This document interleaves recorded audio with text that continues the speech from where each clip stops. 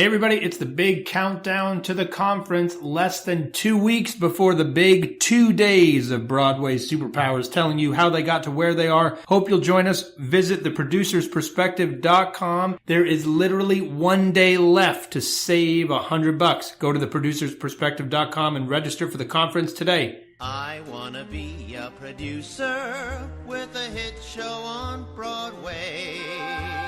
I wanna be a producer.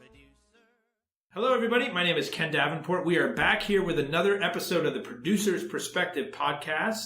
And we're heading back to the business side of Broadway today and talking to one of the general managers that I respect the most. He's also a producer as well. That's one of the reasons why I respect him so much, because he wears both hats. Please welcome to the podcast, Mr. Carl Pasbjerg. Welcome, Carl. Thank you. Good to be here. So Carl has GM'd a whole bunch of big Broadway shows like Memphis, Guys and Dolls, First Date, The Illusionist, In Transit, and most recently, that show that no one's ever heard from, Come From Away. He's also a producer on Come From Away as well. Carl, so which came first for you, the love of business or the love of Broadway? Well, the business side all came secondarily to me. I started out as an actor years ago, and then a guy I was working for, a producer, a guy named Jeff Moss, I'd done a few national tours for him, bus and truck tours, and he came up to me one year and he said, Carl, you've done a bunch of shows for me. I'm sending out another tour. I don't really have anything for you in the tour, but you kind of see how things work. You're a smart guy. I think you'd make a good manager. You want to be the company manager for this tour? And I said, no, I don't think I do. And he said, well, I'll tell you what, I'll pay you double what you were getting as an actor. And I said, you know what, I'm going to give that a try. And so that was basically from that point onward, I flipped over to being on the business side, and here I am. It's so funny. That's pretty much the same story about how I started company managing as well. Someone said, yeah, you want a company manager? And I said, I don't even know what that is. And they're like, you'll figure it out. Don't worry about it. So what did that mean to you at that point? Like when you started on that circuit, I remember the Jeff Moss tours. Oh, sure. So what was that like for you back then as a company manager? What was the experience? Well, it was before the internet. It was before cell phones. I'd stop at lunch and call in to the office to make sure I had everything set for that day and the next couple days. And then, if you can do those one-nighter tours, though, where you're putting up a show, selling it, settling out, tearing it back down, and then doing it again every day, you can do anything. Because the logistics, especially at that time, too, like I had a portable file box, I had company credit card and petty cash little envelope, and that was it. And a map. Don't even know what that is. Yeah, I know. No Google Maps back then, but I used to be pretty good at reading maps. So how did you get from that all the way to Big Broadway GM? You obviously enjoyed the experience as a company manager, right? Enough to keep pursuing it. Yeah, I had met my wife back in my actor days, my wife of 22 years now. And she had a place in New York. I was just coming off managing a couple shows. I still was auditioning here and there, but I came to New York, moved in with her, and then I needed a job. So I lived right over Café in du Toit at the time. Now it's AKA, corporate apartments, but at the time it was a building. Kristen Chenoweth lived there. Lots of people, lots of Broadway people in that building. And I got a job working for Manny Cloditis in the Sardi's building. So I lived at 123 West 44th and I worked at 234 West 44th. So I had my 3-minute commute in the morning and I started, answering phones and filing papers and then just moved my way up. So here's one of my James Lipton-like questions. I want you to imagine you're in a bar in Omaha and you saddle up and you pour yourself a drink, or the bartender pours you a drink, and someone next to you looks at you and goes, and who's never seen a Broadway show, and says, so what do you do for a living? How do you explain what general management is to someone who doesn't know anything about Broadway? Just a quick encapsulation is, I always say my company works as a freelance chief operating officer within the structure of a theatrical business. Because each show is its own small business. That's what we do, is we open small businesses. That's what they are. And because there isn't an institutional structure around Broadway, everybody's kind of a free agent as they put these new businesses together to compete against all of these other small businesses selling tickets. You need a population of people who supply not only the artistic components to the show, but the business components. So the vendors out there that exist, the ad agencies, the general managers, the group sales agents, everybody's servicing in a freelance capacity this industry of small businesses. So my particular part of that is business affairs or chief operating officer or however you'd want to describe that business management component. And you're a little bit different than a lot of the big powerhouse GM offices around in that I noticed you like to keep your operation a little bit smaller and focus on 1, 2, couple shows at once rather than do 5, 10 shows at a time. So talk to me a little bit about how you established your freelance business and the model there. Oh,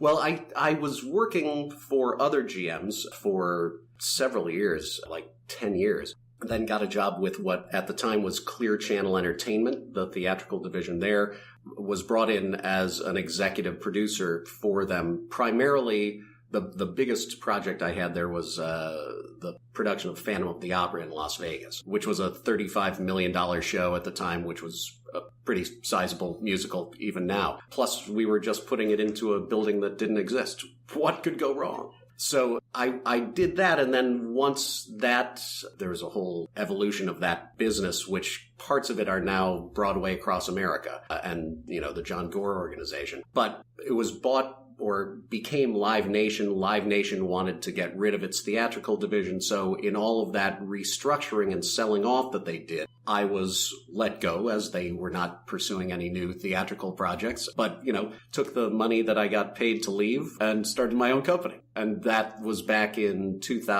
late 2006, early 2007. And that was One Viking Productions, did a couple productions on my own through that. And then another guy, Frank Scardino, who also had a small GM shop. He and I put together our businesses into Alchemy Production Group. Frank has since retired, and so now it's just me. And you'd prefer working on just a smaller portfolio of shows rather than larger, right? I want to never be so big that I'm not personally involved, that I don't have something to do with the operations of the show. And I mean, again, I'm in an expansion mode right now. I mean, we're getting more projects. So I'm adding slowly some more staff. But if there's anything that I've ever learned is don't expand too fast, because things can turn on a dime in this business. And until you have something kind of sure that's going to be funding you, be ready to shrink too. General managers have to do a lot of things. They're general, quote unquote, right? Managers. If you could boil it down though to one skill that would be the most important thing that a general manager would have to have, what would that be?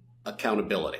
Hands down, is that you're entrusted to make sure that things are happening, that they're happening right, or if they are going wrong, to make sure that you're aware of that and that you can address the problems or send the problems out to the larger sphere of people that you're working for and working with to try to fix them, because not everything goes right. When you plan a show and you make the budgets and the schedules and contract the people, it goes wrong a lot. No matter how good you are, there's always problems and bumps in the road. And some experiences you have, there's a ton of bumps in the road, and you have to just say, hey, we're hitting a bump. Hey, this isn't going according to plan. Hey, we need to spend more money here, or we need to bring in more personnel. And you have to be accountable to the people you're working for to monitor that and then find the best course of action through that. What's a typical day for you as a GM? How do you spend your time? It's cigars, caviar, and martinis. Oh, just like mine. I'll see you at the shop later.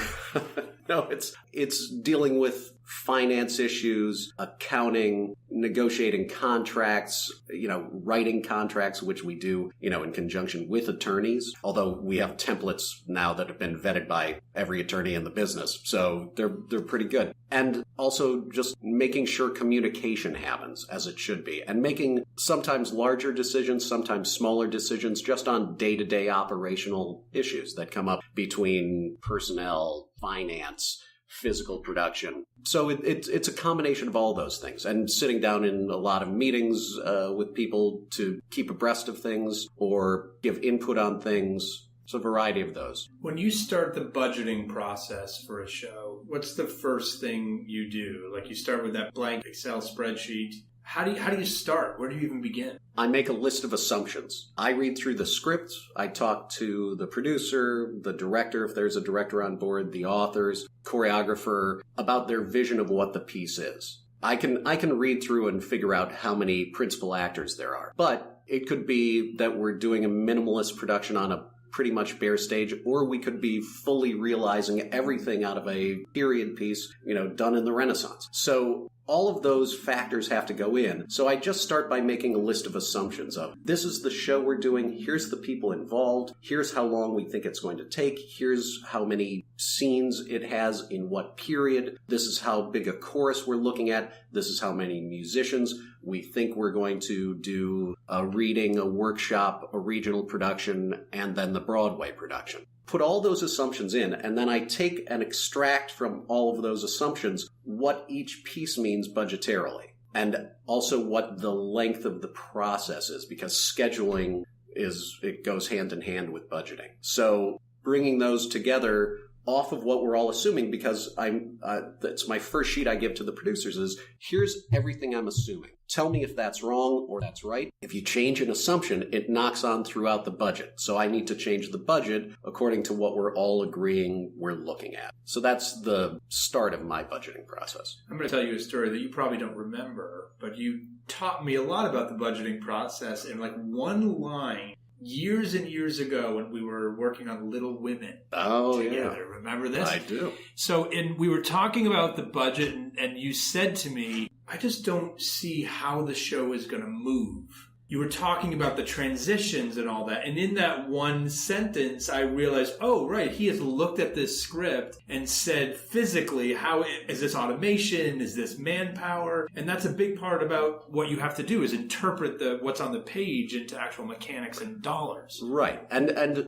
I always think about budgets in terms of them being a map. I'm being asked to create the map of where we're going to go, where this production is going to start and where it's going to end. The end being a Broadway production or a tour or a Las Vegas production. Wherever that path is going to take us, I am asked to make the map. And you're mapping uncharted territory to some degree every time. But when you do it enough, you get to be a pretty good map mate. But I also kind of put aside on that what they used to say in the pioneer days is the map ain't the territory. So no matter how well I map it, there's going to be something that I didn't see because it's a year away, 2 years away, 3 years away in the development of these shows, and things change along the way. So part of the budgeting jigsaw puzzle is making sure you've thought through the contingencies of what might happen too. Like, you might need to expand the budget in this way, or you might be able to shave it off in some way, too. It's better at the beginning to plan for things that you might not foresee because everyone's fine saving money. Nobody's really fine with expending much more than they budgeted, even though everyone generally understands emergencies come up. So, but making that map is so that everyone can see, oh, great, we're hitting these milestones. Here's where we're going. Even the artistic and creative staff for a show all kind of have to get on board with, oh, this is the map. Were there any instances in your career where a producer was posed with a question of having to deviate from that map late in the game? Basically, you were saying, like, look, this is going to cost you more money. And you saying, you know what, I created this map, but this is a good play. We should go over budget here. We should go off territory here because the show will get better as a result. Anything like that? Absolutely. That happens in almost any show I work on. There will be certain points where it comes down to a decision or a choice of 3 things we can do. And part of how I work with producers who hire me is I try to vet all of the decisions to get to the point of it's this, or this. And this costs X, this saves X, this doesn't cost us much, but it costs us in the weekly operating forever as long as the show runs. So we could spend $40,000 now to save $150,000 a year forever. That's a smart choice. It's not in the budget, but to do it this way is much better than to do it the other way, which doesn't have an instant impact. Especially one-time expenses versus ongoing expenses. The choice is generally easy unless you just don't have the capital to expend on it, and then you take the longer-term route. You've been general managing for a little while now. How has it changed, other than we now have cell phones and the internet? Are the demands on a GM in 2017 different than the demands on the GM in 2007? I think just because of how information and communication flows so much more quickly, there's much more accessibility between all departments. So and most of the time that's beneficial. And sometimes it's not beneficial because there's certain things you want to share with the production personnel generally in sequence. So if your communication gets out of whack and so people start thinking too far ahead of time. Like one of the things about guiding a production is knowing here's what we need to do next. We don't need to think about this part. Don't spend time on it. Don't get distracted by that. Let's do this part. And so sequencing of that, and sometimes the communication can get out of whack. So part of the job is now controlling communications in a way that you didn't have to before between all departments. And information sharing, I mean, even on file sharing sites and everything too, which is great as a collaborative tool. I think creatively, at certain points, you don't want all that information out for everybody to look at all the time. But it can get, very easily out to everybody that you don't want to have that communication with at that time. So that's different. Sales, marketing, and price manipulation of ticketing has grown, exponentially in the last 4 or 5 years. There was a time when you couldn't do any of that really in any nimble way, and now you can be pretty nimble about it every day. Yeah, that was going to be my follow-up question there, is how much you as a GM find yourself looking at those numbers where, general managers, you designed that price scale at the beginning in consultation, of course, with your marketing folks, and now you can make these changes every day. Are you staring at screens? How much are you involved with let's talk about come from away. There's a lot of variable pricing going on with that. Yeah, we manipulate prices every day, down to various sections of the theater on various performances because you can see the velocity of how tickets are working. So internally, we have lots of reporting that we look at that kind of breaks down this more granular look at how tickets are moving and on each given day, each given performance. You can't look at performances a year away because there's just no action there. So it's really a short-term exercise of looking at performances in the next 3-4 months, seeing how they're shaping up because, the sales curve. It's always that kind of fast arc. The closer you get to any given performance, the more velocity you have into that performance. So it's managing that velocity because even within that diagram, there's going to be little areas that aren't moving as quickly or need more help. So you can manipulate prices down, or you can change if there's a bad week in February or a week in September. You can play around with those weeks on a one-off basis to kind of draw ticket buyers in because consumers are getting more savvy about trying to find that pricing as well on the instances where you do lower prices.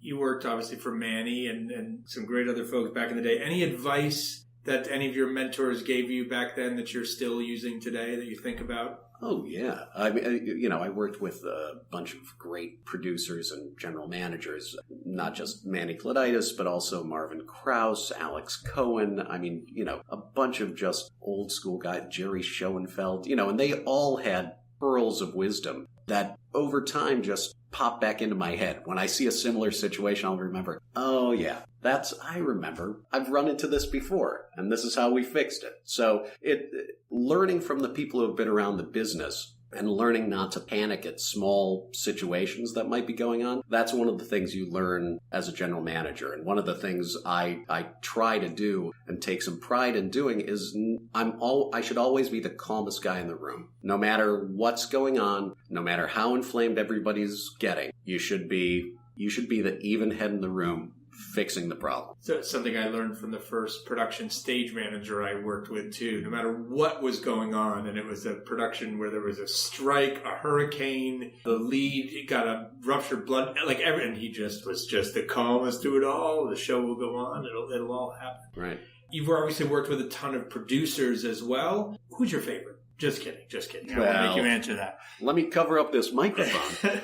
But what characteristics do you see in some of the producers that you enjoy working with the most that you think make the most successful producers today? What do producers need, do you think? Well, producers, the ones that take it on as as a vocation and not an avocation tend to, they're taking it seriously. This is what they want it to be, their livelihood. And certainly you can get overzealous about that too. I mean, you need to be able to roll back and forth with what the marketplace is sending you and what every day's particular events are. So I think it's both really being devoted to the craft of producing and then also being able to have some give and take about what occurs, doesn't occur, looking at plans and planting seeds for what the next steps of a production are, or, killing plants that are growing into something you think is ugly. So those two things, I also think there are good producing collaborators out there. There's producers who know my strength is raising money. My strength is marketing and advertising and positioning and branding. And I'm not a good money raiser. So let me partner with somebody who is, and we'll do I'll do what's my strength and keep abreast of what you're doing, but you do your strength and we'll work together. And there's some great collaborative teams that build out of people that know their strengths and weaknesses too. You're an artistic guy as well. You started as an actor. Now you're the general manager. When you're in a show and you're managing a show and you can see creatively it's going a little bit off the rails, perhaps, as shows are wont to do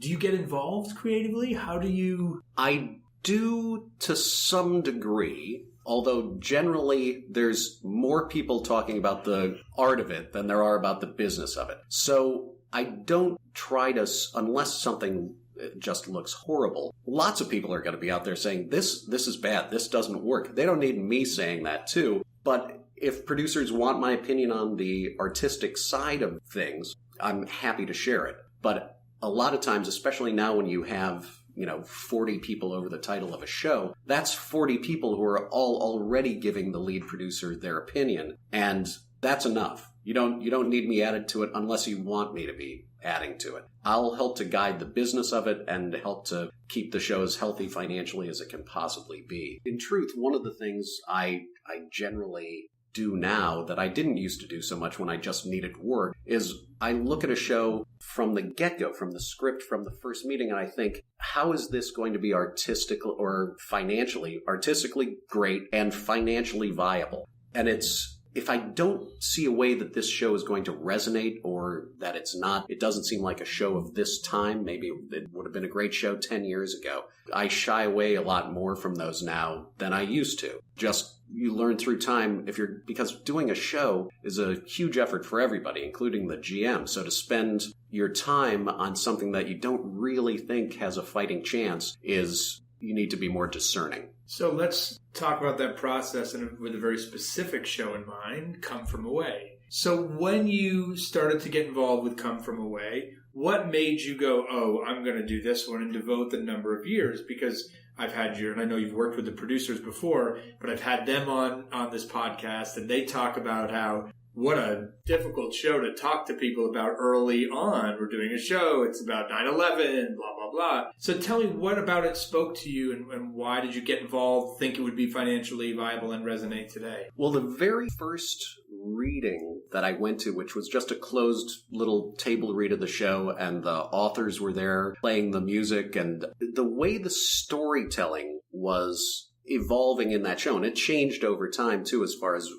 how quickly that show moves and it pops in and out it's almost an edited way, like it would do film editing. But the storytelling for something that was so emotionally hard to put your mind around that it would be, you could even stomach the idea of it, was really just smart and different. And I thought different enough in the way it was being told that it would seem very fresh and new. And also because it did have the background of 9/11, but it wasn't about terrorist attacks. It was something everybody would relate to in their own terms with their relationship with that day And yet it was a story that was about how good people can be to each other, as opposed to how awful people can be to each other. So I thought, which is always a great story. So that's what kind of drew me to it. I mean, other than, working with Randy and Sue and Marlene and Kenny at Junkyard,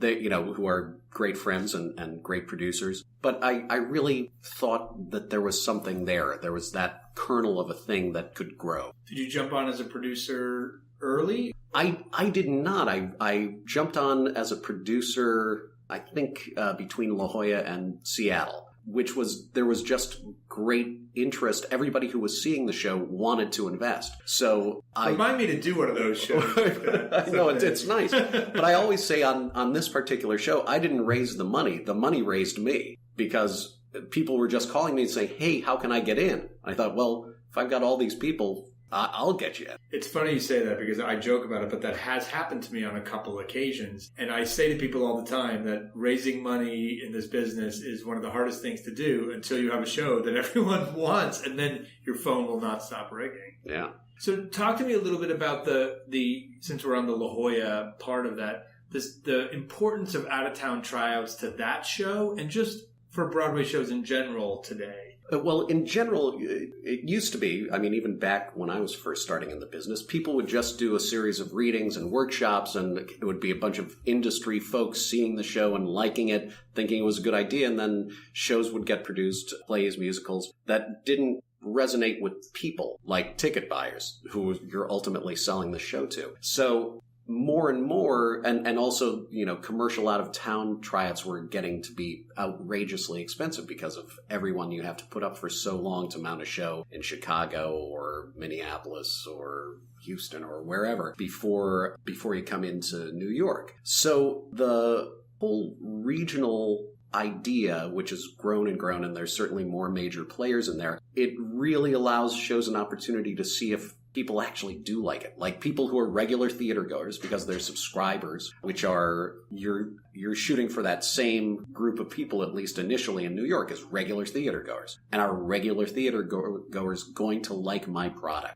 It gives you a little kind of womb to work within. And it's a great, unless you're, doing something that you think is going to be, it's a huge, crazy show, and a regional theater could never really partner with you because it's too enormous of an idea, or physically is too large to be housed there. It's a great option for letting you see people react to it, as opposed to you thinking about how people are going to react to it. And now Come From Away just announced that it recouped. Yeah. Amazing. Congratulations. Thank you. And let's do a little quick post-mortem here. Again, why? So it had incredible success, but very quickly. So why do you think, looking back on it, what are the ingredients that made it financially and artistically successful? Well, I think we budgeted it very well. It's a small show.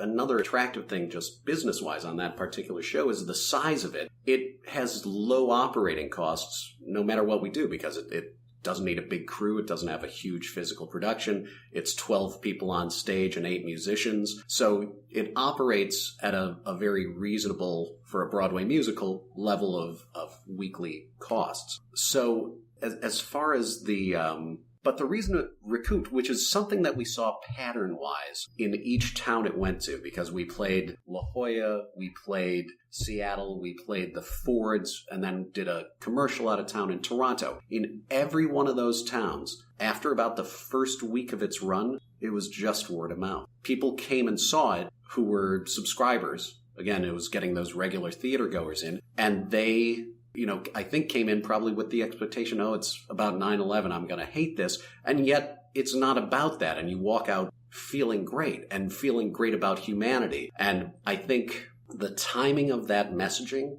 just in our current world and current political climate and everything, and social climate, is a message that people are grabbing onto. Part of what makes any show successful is that it has a time and a place for its production. It's part of when I talk to producers early on about any show, is what story is it telling, and why does it have to be told now? Why are you reviving Fiddler again? What's the compelling reason for reviving Fiddler or for doing a new show like Dear Evan Hansen or Come From Away? Or why do these stories need to be told and why do they resonate with people? And if they hit on those cylinders, you'll have a success. But it's the timing of it works out to be a very important component. And a lot of times you can't control the timing because you've kind of taken yourself down the ski hill and you can't get off the skis without falling and doing some damage. All right, my last question, my genie question, which is I want you to imagine that the genie from Aladdin comes to visit you